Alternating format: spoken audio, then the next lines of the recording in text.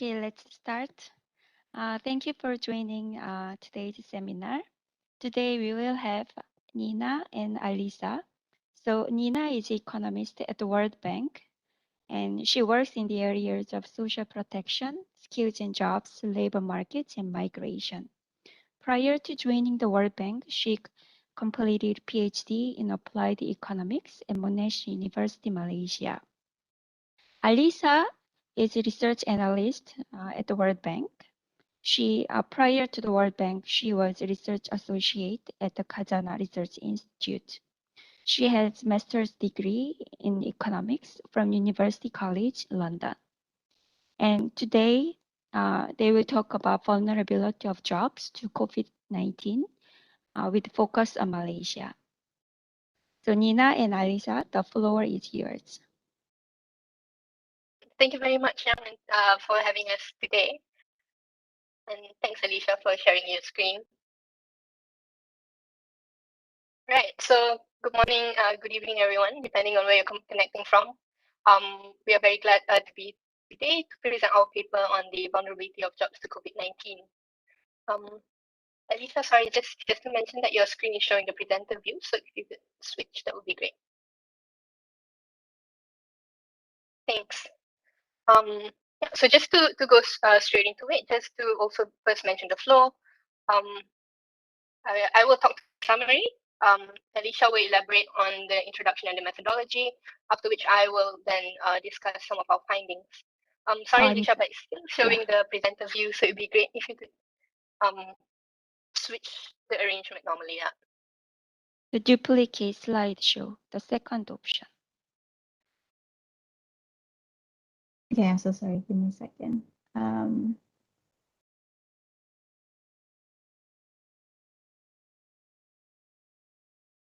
Hold on.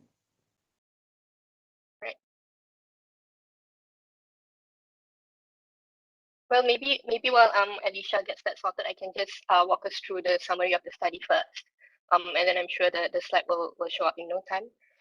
But so our study here follows the methodology employed by Nigel and Neiman and a few others very early on in the pandemic. And so what they have done and what we have also done is to apply data on the ability to work from home, adjusted for internet access, as well as the extent of physical proximity at work for each occupation using data from the Occupational Information Network, or ONET, which some of you may be familiar with, and we applied this to Malaysian data. And sorry, Nina, can I check if it's showing presenter view or no? Yes. No, it's okay now. It's all good now. Thanks, Alicia. Right, so we use ONET data and we applied it to Malaysian data, and by doing so, we are able to estimate the extent and distribution of jobs that are most vulnerable to COVID-19. And this is then analyzed across a number of socioeconomic variables, more specifically income, education, gender, urban-rural location, and employment status. And so to just highlight some of our main findings, and of course we will go into this in much more detail later. We find that about 64.5% of jobs in Malaysia are not conducive to home-based work when we adjust for internet access, and about half require high levels of physical proximity, which of course makes these workers at high risk of contracting COVID, particularly early on when there were no vaccines yet. And so we also find that workers who are most vulnerable to COVID-19 are also those who are most vulnerable overall in terms of being workers with lower levels of income and education prior to the crisis. And one of our main recommendations is that further rounds of cash transfers, particularly those targeted to those with lower levels of income, might be necessary for as long as the crisis persists. And so I would just like to mention here that this paper was actually written and published towards the end of last year, and so at that time we were really still struggling a lot from kind of the main effects of the crisis. Right now the economy is slowly opening up, but we believe that this policy recommendation remains to be relevant. Also because a lot of people have already experienced economic losses and continue to experience economic losses, and in Malaysia, about 600,000 middle-income households have actually seen their incomes drop below below the B40 income threshold of about RM 4,500. Right. So now my colleague Alicia will talk us through the study, the introduction of the study, the methodology that we use, and I will later discuss the findings. So over to you, Alicia. Thank you, Dina. All right. Yeah. So as Nina mentioned, I think I will just walk through the context of COVID-19 in Malaysia first. So here we have the chart of daily cases in Malaysia from March last year until the most available data. And we also chart the indicate the various mobility restrictions announcements as well as the relief packages that were announced subsequently. So just briefly, as we all may be aware, the first MCO was announced on 18th of March last year. And this meant that there was a total halt on all economic activities except from some essential services. And months from following from this first MCO, daily cases have eased up. And so slowly the economy was opening up again. However, in the last few months of last year, as well as the beginning of this year, we saw there were sizable spikes in daily cases again, which left most states back into MCO 2.0 and MCO 3.0 in June this year. And so in response to the crisis and these mobility restrictions, the government has announced several relief packages. So the first one was the Prihatin package, which really focused on social assistance measures. And then the Penjana package announced in June last year had a greater focus on labor market programs. And this year alone, the government has announced 3 packages. So the Permai package, Permakasa, and Pemulih. And they have a mixture of both social assistance and labor market programs as well. And so with close to 2 years of mobility restrictions and business closures, this has obviously severely impacted Malaysia's economy, resulting in a 17.1% year-on-year drop in GDP in the second quarter of 2020 when the first MCO was imposed. And the slowdown of the economy led to a sharp increase in unemployment, as we can see here. So the graph on the left-hand side shows the unemployment rate, which increased from 3.3% in January 2020, peaking at 5.3% in May 2020, and have sort of stayed at this high level to about 4.8% in July this year. And similarly, those the number of people outside of the labor force, which captures those who are jobless but are not available to begin work or actively looking for a job, maybe due to the difficulty of finding a job during COVID-19, has also been increasing. So in January 2020, there were 7.1 million people outside the labor force, which increased to 7.4 million in June 2020, moderated slightly, but increased again this middle of this year to 7.48 million in July. Sorry to interrupt, Alicia, but your screen has moved back to present the Okay, now it's good. Now it's weird. Good. Okay. Yeah. No, it just changed back. Why does it do that? Okay. Is it fine now? No, now it's okay. Now it's okay.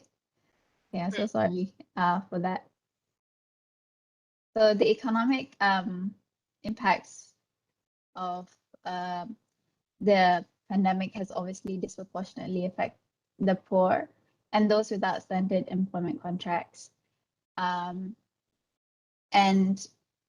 according to unofficial government data by DOSM, only some private sector employees have lost their jobs during the first MCO, while close to half of self-employed respondents lost their jobs, and more than 2/3 of them have savings for only less than a month.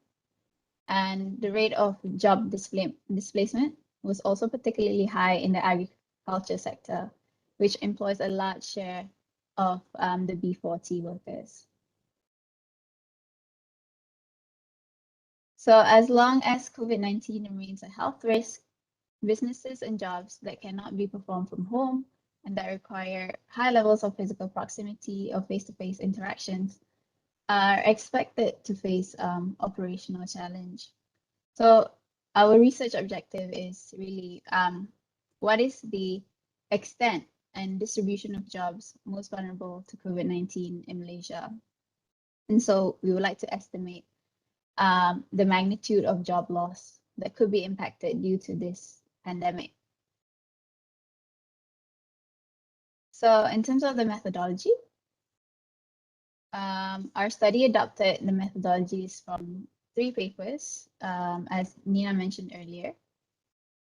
And in order to document the extent of jobs most vulnerable to COVID-19, the study relies on 2 indicators of this vulnerability. So the first one is the ability to work from home, and the second one is the degree of physical proximity involved in the job.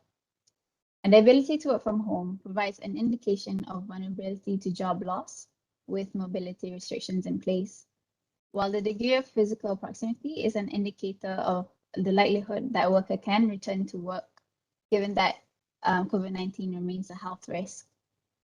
And following Garote's methodology, this ability to work from home indicator can further be segregated into 2, adjusting for internet access, right? So jobs that can be performed from home and do not require internet access, and jobs that can be performed from home and need internet access. Oh my gosh, sorry. And so our hypothesis is that a job is less vulnerable to COVID-19 if it can be performed from home, adjusted for internet access, and requires low levels of physical proximity. And in terms of the data source, we use 2 separate sources for this study. So the first one is America's Occupational Information Network database, ONET, which is a free comprehensive online database of worker attributes and job characteristics in the United States. And the data gathers information for over 900 occupations, covering the entire US economy. And so the indicator, ability to work from home indicator, importance and frequency of email use involved in the job, and degree of physical proximity. These are all variables that we can get from the ONET database based on surveys that they conduct across 900 occupations. And secondly, the data on internet access we receive from Department of Statistics Malaysia. And this data is by district level. And also we gather the variables on socioeconomic variables, such as income, workers' income, education, gender, urban, rural location, and employment status from DOSM as well.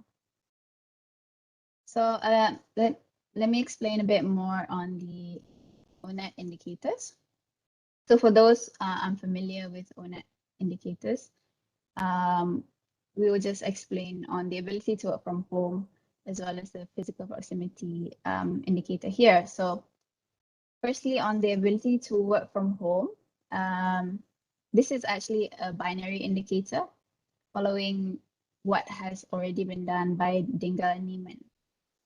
And they classified occupations into those that can be performed from home and those cannot be performed from home, using responses to 2 surveys from ONET covering work context and generalized work activities. And so when answers reveal that an occupation requires daily activities such as working outdoors or wearing common or specialized protective equipment, or that, for example, they work directly with the public, then they will classify these occupations as not being able to work from home. Also, to measure the importance of internet access in certain occupations, Garote Sanchez used two specific questions in ONET on the importance and frequency of computer and email use in the performance of workers' tasks. And so the answers to these questions are scored on a 5-point scale, with higher numbers indicating greater dependence on computers and email use. So they consider an occupation as requiring high internet access if the combined average score exceeds 8 out of total 10. And next, on physical proximity, a job is considered as requiring high physical proximity if the physical proximity required for the job is higher than the average for all jobs. And this is taken directly from the question in the survey. To what extent does this job require the worker to perform job tasks in close physical proximity to other people? And so just to see how it works in practice, we will show this in the next slide.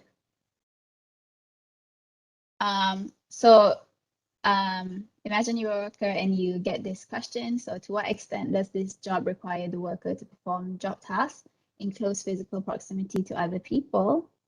And they are presented with 5 options, 0 to 100, with increasing proximity as they reach 100. So for example, at 0, they don't work near other people. So it's beyond 100 feet from others. So you can think of people like fine artists for those who would answer 0 in this category. At 25, I work with others but not closely, so those with private offices. At 50, they work slightly close with others, so shared offices. I imagine that might be for most of us. 75 is moderately close working with others, so at arm's length. And at 100, it's very close or near touching. So these are people like dentists. And so this is just an example of one question that is asked in the ONET surveys. And so what they do is they gather the responses of all sampled workers in each occupation across 900 occupations. And once we have these scores, we apply it to the Malaysian jobs and a Malaysian group of workers. And so the big assumption here is that ONET indicators, which includes the task content of occupations, is identical in Malaysia as it is in the United States. And it has been used in other papers. And so we make this assumption. And so my colleague Nina will now walk through the findings for us. Thanks, Alicia. Right, so as I had mentioned earlier so we found from our analysis that about 65% of jobs in Malaysia are not conducive to home-based work when we adjust for internet access, and more than half, or about half, just a little bit more than half, require high levels of physical proximity, making them more vulnerable during the COVID crisis. And if we look at the next slide, predictably, certain sectors and occupations are more vulnerable than others. Even as Alicia described it yesterday, I'm sure we can imagine that really some jobs require more physical proximity and are more susceptible to work from home than others. And so we expect sectors and occupations towards the bottom right corner of kind of both graphs to those that are more conducive to home-based work and require lower levels of physical proximity and are therefore less vulnerable to COVID. And in contrast, sectors and occupations on the upper left-hand corner of the graph are more vulnerable to COVID, such as jobs in physical sales, the jobs of frontline workers, of course, such as healthcare professionals who are in this category.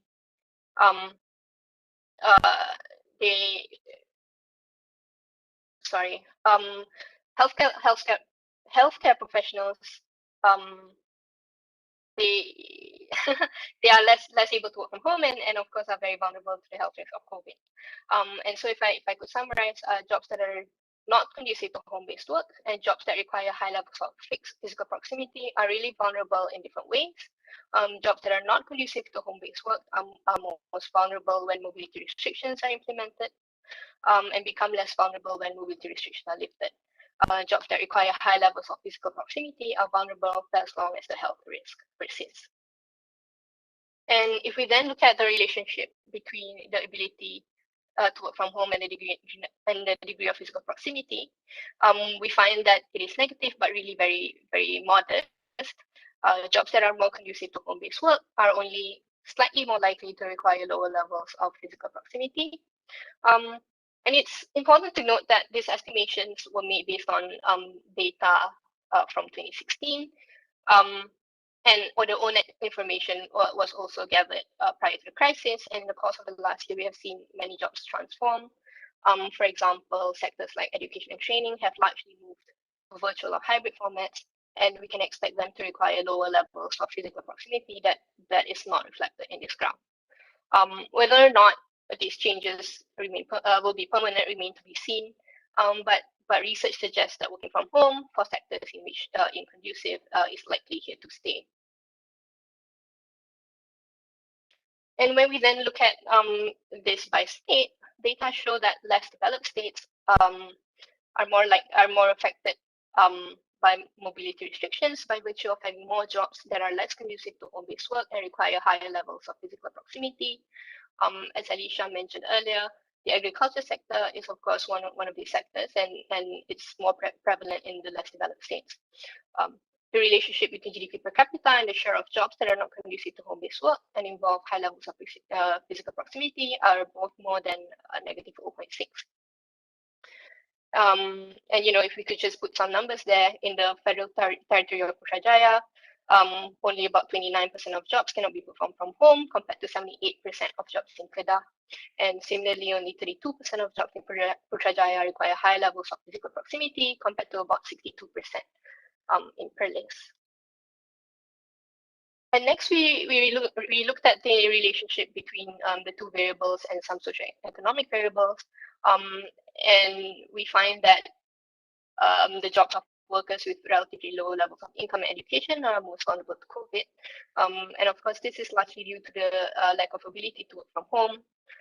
In both of these figures, we really observe a large difference in the ability to work from home between the lowest and the highest income decile, as well as between those with no certificate or no formal education and those with tertiary education.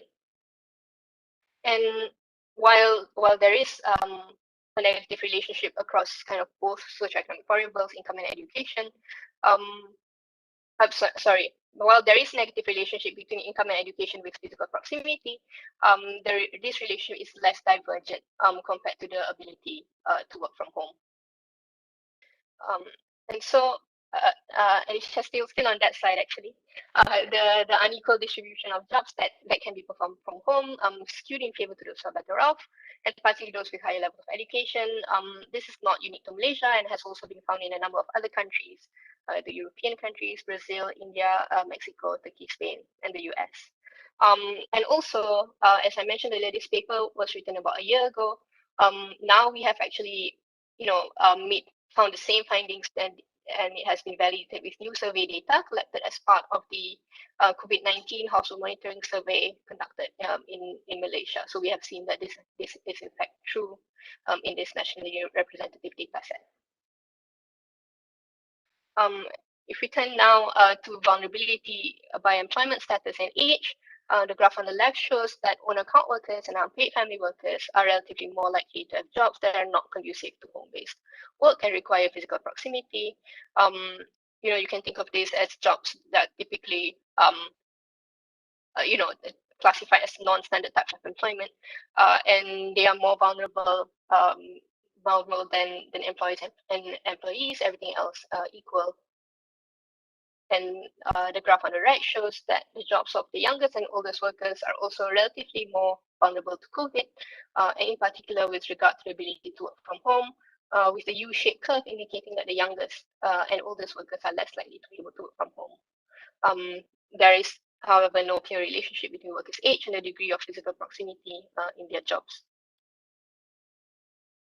Next, data also show that workers from rural areas and men are more likely to have jobs that cannot be performed from home and are therefore somewhat more vulnerable to COVID-19, though there are little differences in physical proximity requirements between locations and genders. And we actually see that about 80% of workers in rural areas have jobs that are not conducive to home-based work compared to 60% of workers in urban areas. And in terms of gender, about 71% of male workers have jobs that are not conducive to home-based work compared to 53.2% of female workers. With physical proximity, this difference still exists, but it's not so.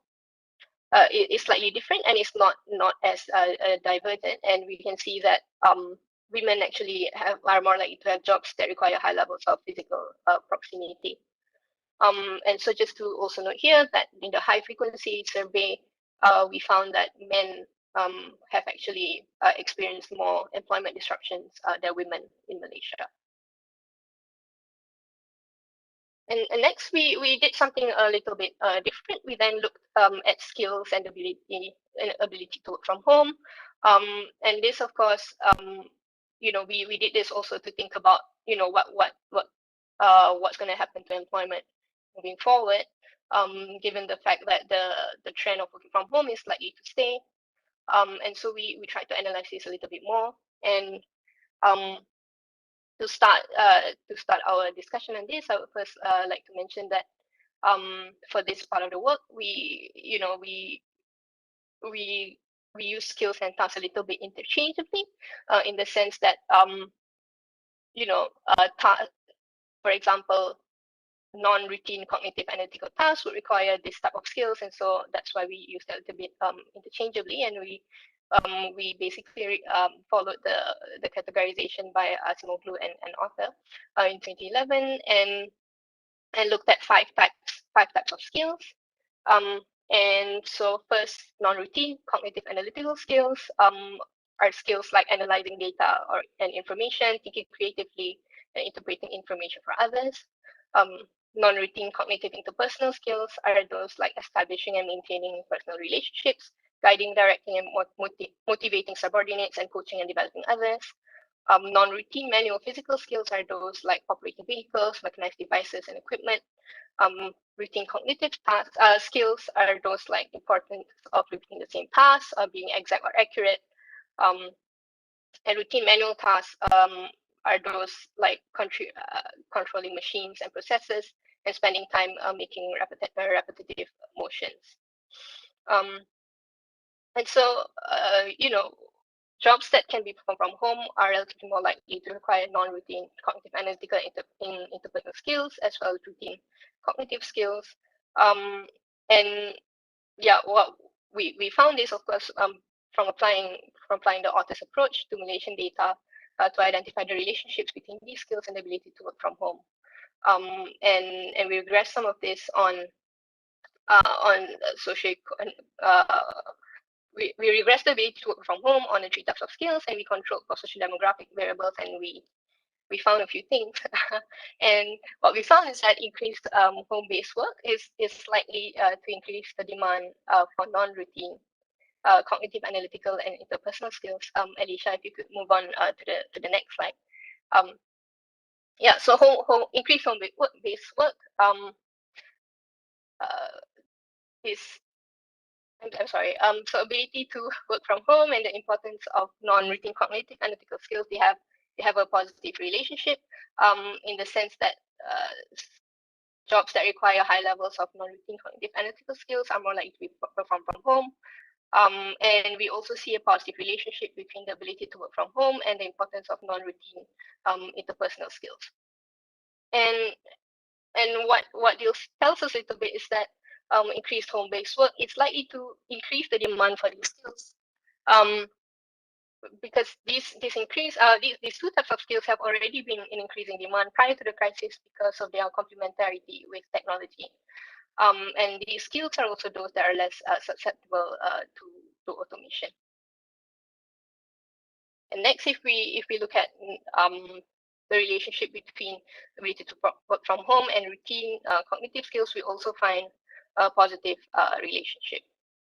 And then if we look at the probability of performing home-based work by different socio-economic variables, we find that the non-routine analytical skills are the most important correlates of being able to work from home for women and workers in urban areas and for Malaysia as a whole, whereas routine cognitive skills are the most important correlates for men and for workers in rural areas.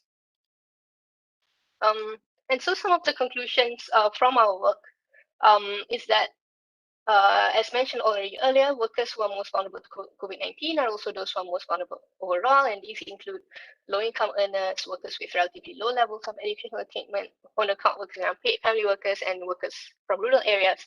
And some of our estimates here have been validated by actual data.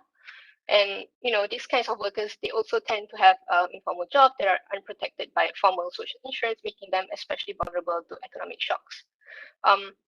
And so we recommend that further rounds of cash transfers targeted at the B40 or really lower income households as a whole might be necessary as long as the crisis persists, or at least in the foreseeable future as we still recover from the impacts of this crisis. And as I had mentioned early on in the presentation, really a lot of people have fallen into what was previously the poverty, what was previously the B40 kind of income. And these were previously middle income households that are experiencing the same struggles. And one of the reasons that these cash transfers are so important is because the data from the high frequency survey has also found that people who have lost their jobs and have lost their incomes are more likely to adopt unhealthy coping strategies like reducing food consumption, which is of course detrimental in the long run as well. And finally, given the changing nature of work, some of which has been some of these trends which have been accelerated during the crisis, so there is an increase and urgent need for skills building programs that can enhance workers' non-routine cognitive analytical skills and non-routine interpersonal skills. And so that's all for now, and we look forward to the discussion. Thank you very much. Thank you, Nina and Alicia. It was very informative seminar. So we will have now Q&A session. If you have questions, you can let us know through the chat, or please unmute yourself and ask the questions. So here I will just start with my question before the others are prepared with questions. So here I'm interested in the unemployment rate by gender during the COVID. I saw many news articles emphasizing the females are suffering more than men during the COVID. But in your graph, when you compare by gender in terms of physical proximity and the home-based work, I don't see the clear pattern by gender. So could you give more information on this phenomenon that females are suffering more than men?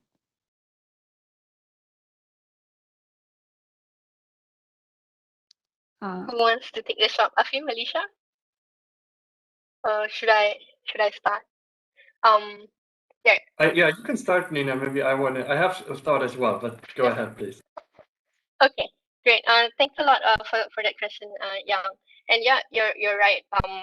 Of course, in news reports, etc., we see that people reporting women have been more affected by men during this crisis.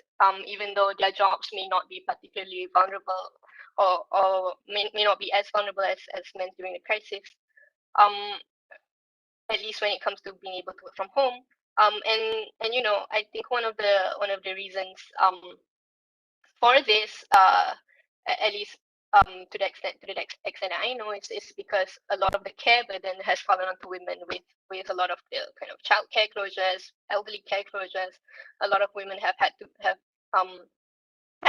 actually leave their jobs to be able to care for their families. But then at the same time, we have some interesting data from Malaysia that actually shows that more men have been leaving the labor force also for care work. And so, one can guess that this what this means is that basically the crisis has hit everyone pretty hard, and both women and men have had to care have had to perform care activities at home more than they normally would. And of course, some of them have suffered job losses as well.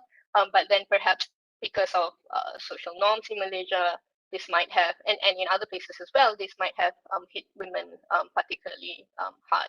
But please, Alicia, if you have anything more to add. Thanks, Nina. Maybe just to add, and I should mention to participants that I'm one of the co-authors of the paper, even though I've not presented right now, and with the World Bank previously in Malaysia, but now in Indonesia. I think an interesting point that Nina already mentioned is that, of course, this approach in the paper, it abstracts from many things. It just focuses on the physical proximity and the ability to work from home, and there are many other factors that determine employment outcomes. And I think for the gender aspect, as Nina already mentioned, to me, the household context and really the interplay within the household is really the defining one. And in fact, it can go both ways. That's just the data point to add. I think what we've seen in Malaysia, then very interesting on the care side and kind of the unequal burden. In Indonesia, in fact, what we've seen is that women have entered the labor market during COVID-19. Employment rates of women have actually gone up. And that's, again, can be explained by the household context because so many men have lost jobs. Women who previously were not working just were forced to kind of seek a job to compensate for this lost income. That's just to further illustrate that this is, unfortunately, in reality, a bit more of a complicated a nexus than what the more stylized approach in the paper can explain.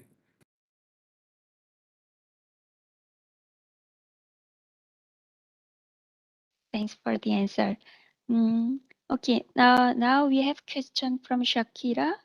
Shakira, do you wanna unmute yourself and ask questions?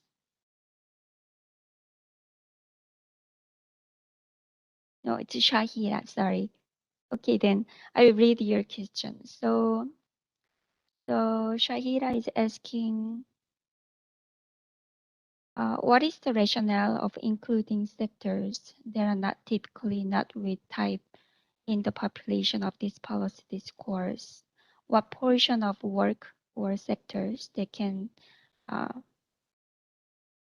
able to actually I yes, okay, so I don't understand what this the word means. So okay, so then could you Hello, hi. yes. Sorry, maybe it's firstly just a clarification. The sample that you're looking at, is that the entire employment population?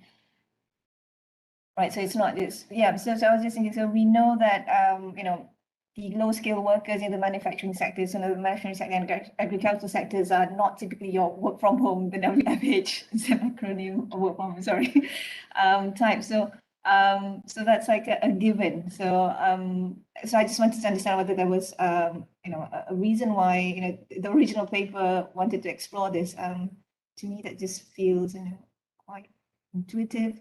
But another part of maybe another question that I'm not sure what the paper addressed. What portion of the work sectors that can actually work from home were actually able to work from home effectively, and things about how productivity levels. Yeah. Thank you. Okay, I can start and others can add on. Yeah, so the paper really looks at the economy as a whole. So the point was to see on sort of on the macro scale, how much job loss can be experienced from this pandemic. So we didn't specifically look into certain sectors. Of course, as you mentioned, agriculture sectors, it's very hard to be performed from home. But yeah, so we just like to see, even taking into account the services sector. Some of them is high skilled services, some are low skilled. So again, I think it is still useful information to know on the macro scale how big the extent of job loss could be from this pandemic due to this mobility restrictions. Do others have to add? Yeah, sure. Maybe I can add on to the second part of Shahira's question. Thanks, Shahira, and thanks, Alyssa. Yeah, to answer your question of whether or not we've actually looked at whether these jobs can actually be effectively productively performed from home. We have not really done that so much here, and of course this would require kind of a different study by itself. We control for this a little bit by adjusting for internet access. And that was kind of all that we did. Although I think there are now some studies that have explored the the productivity of people working from home. Although yeah, that's not quite part of our scope. Thanks.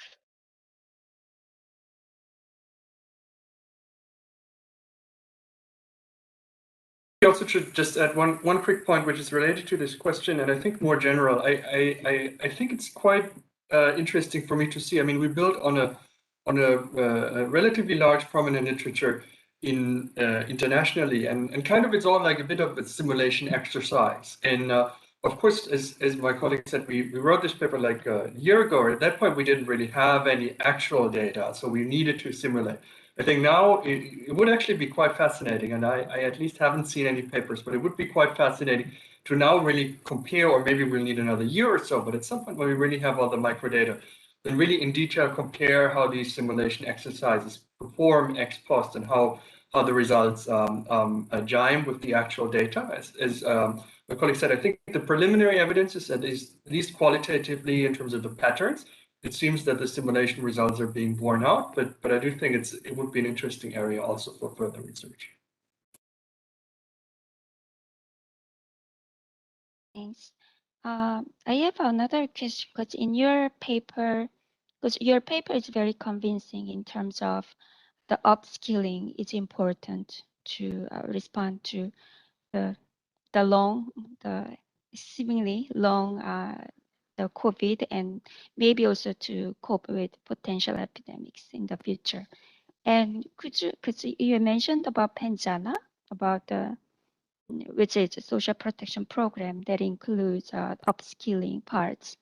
And could you, if you have more information, how that has been implemented and whether it's been received by people who need that, as you showed in the papers?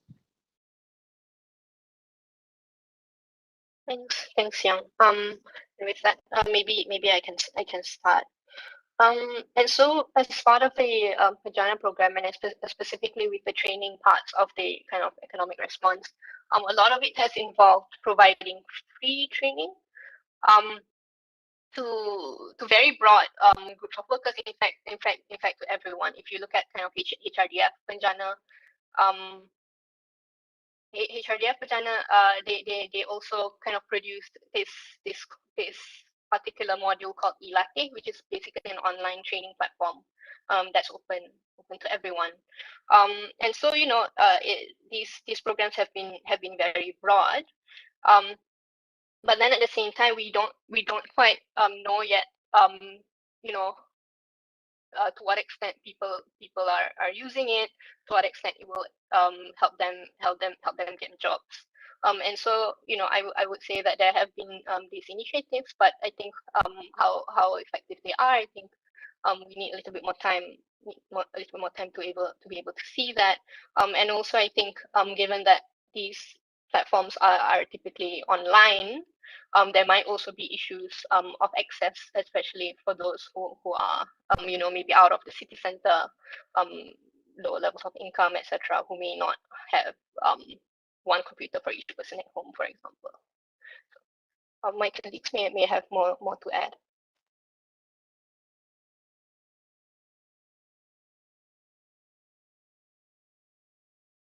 Or not. Yeah. Okay.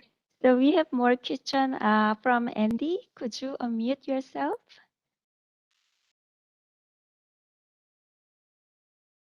Sure. Hi. I'm trying to also start my video, but for some reason it's not cooperating. So can you hear me okay? Yes, we can hear you very well. Okay. Okay. And I know Achim, but I haven't met the other co-authors. So I'm Andy Mason. I'm in the Chief Economist's Office for East Asia Pacific based in Washington. So I think the paper is very interesting, and I like the use of the data combining the ONET with other data. So I've done some of that myself, in fact, in other contexts. I have a few questions, some of which are probably beyond the scope of the paper, but maybe interesting for future consideration. I guess I'll start by saying that I completely agree with Achim that that it would be interesting to take your results, and now that new data is becoming available, statistical surveys like labor force surveys and so on from the during COVID period, that it would be really interesting to look at how your ex-ante analysis matched up to what happened. We've started to do that in other country contexts. Where we had August or October rounds of labor force survey in 2019 and 2020, and actually seen changes and impacts in the labor market. August or October 2020 is still only in the first months really of the pandemic, and we don't have any more recent data. But I think seeing how this bears out over time in reality and how it compares to your analytical results would be super interesting. You started the presentation by saying that one assumption is that the ONET provides an adequate description of task content of jobs in Malaysia. And I'd be interested to know, even qualitatively, how well you think the ONET really maps and where you think it might fall down. It might be useful for your readers to have a frank assessment of that. It may be pretty good, but not perfect, and I think readers would appreciate understanding that. I think the second thing is you talk about vulnerability and you really focus on jobs. But I was curious whether, and again, maybe this is more an ex post analysis opportunity than an ex ante, but when you think about physical proximity, vulnerability may also be of contracting the virus. So,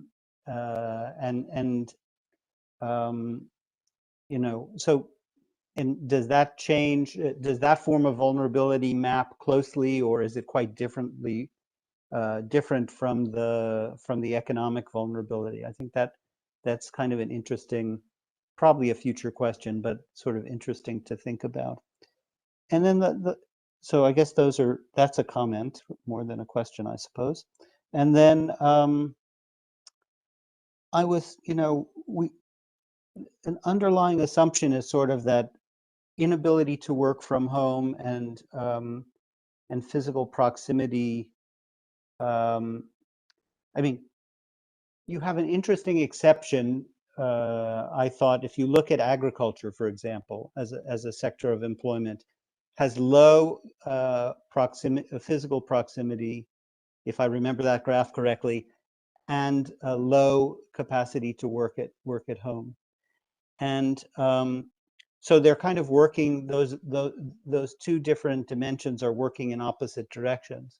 But if we look across the region, agriculture has really been quite resilient. And the fact that people have low physical proximity, even though they're not working at home, may mean that they can work just fine and are not vulnerable. You know, they may be poor, because that's a characteristic of people working in agriculture, but they may not be vulnerable or as vulnerable in the context of COVID precisely because they don't have that physical proximity.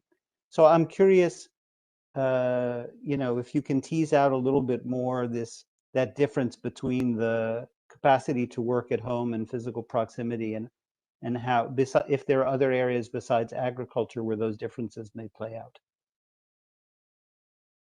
I don't know if now I've said so many things I've confused you in terms of responses, but it was an interesting paper, but these were several things that kind of struck me.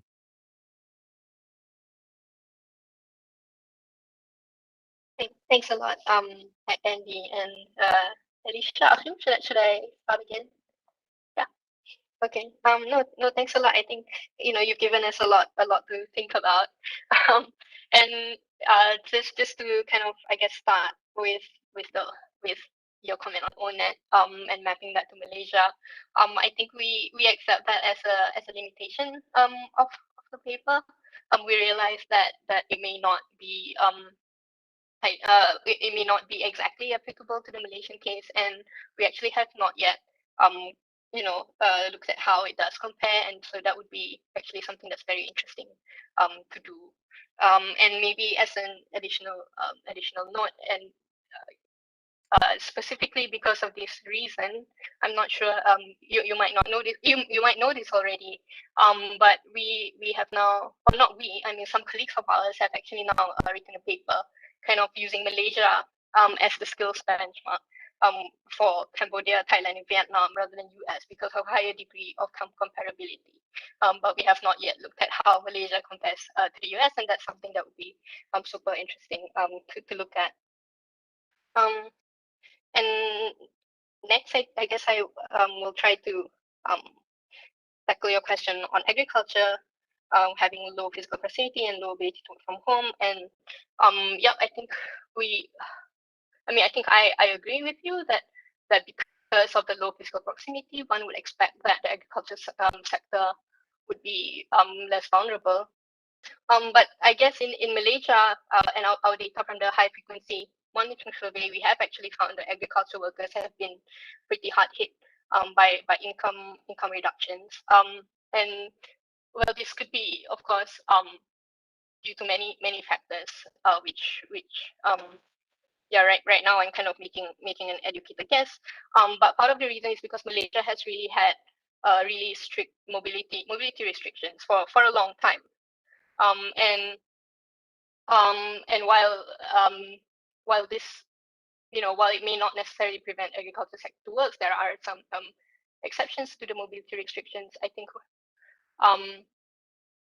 what it does is it has actually I guess impacted everyone's consumption behavior, and yeah, for some reason the agriculture sector or agriculture sector workers have been particularly hard hit. But Alicia, if you have anything more to add, please feel free. Yeah, can I just add on maybe certain other occupations that could be exceptions to the graph that we've shown you earlier. So teachers, for example, we would expect that they have high physical proximity and also low ability to work from home. But we have seen that this also has evolved to adapt to the situation. Things are done digitally now. And so, yeah, so certain occupations that in theory would not be able to be performed, I think have also adapted now. So I think that is something that we haven't accounted for in the paper. Achim? We also just to add one point. Thanks so much, Andy. I think these are really good questions and good comments as well. I just wanted to mention on the ONET.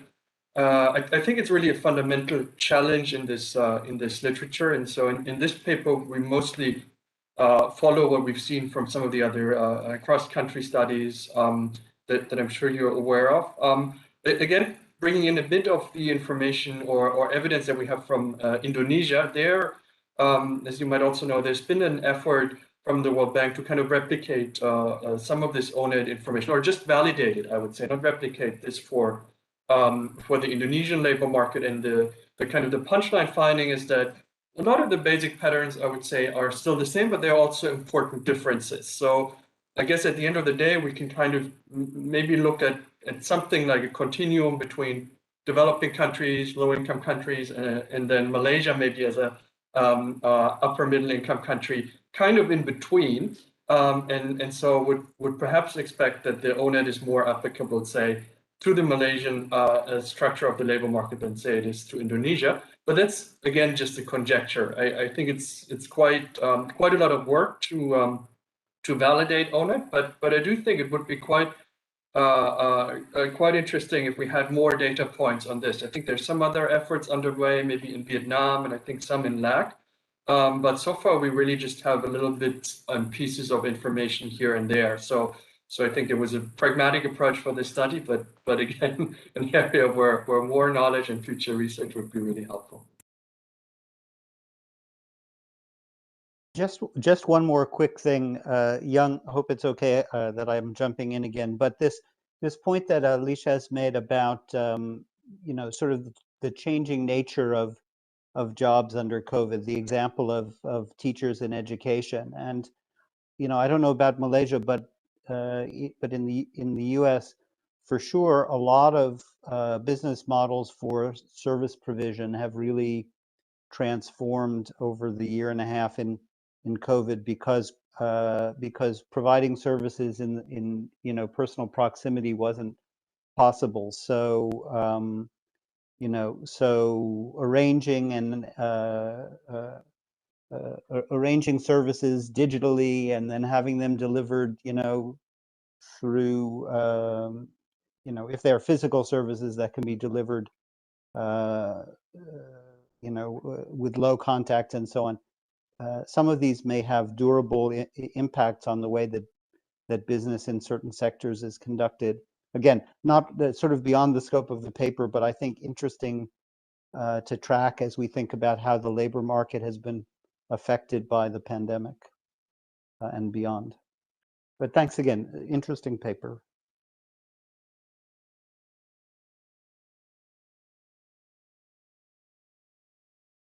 Yep. Thank you, Andy. It was very useful and interesting discussions. We are running out of the time. Is there any burning question? Then please unmute yourself and ask questions. And if not, we will close our seminar here. And before you go, and please click on the Survey Monkey that I just put in the chat. That will help us to improve our seminar in the future. And so thank you, Nina, Alyssa, and Akim. So have a nice day, and thank you for participants also. Okay, thank you. Thank you, everyone, Everyone, for bye. joining. Thank Very you. much. Terima kasih. Thank you. Thank you.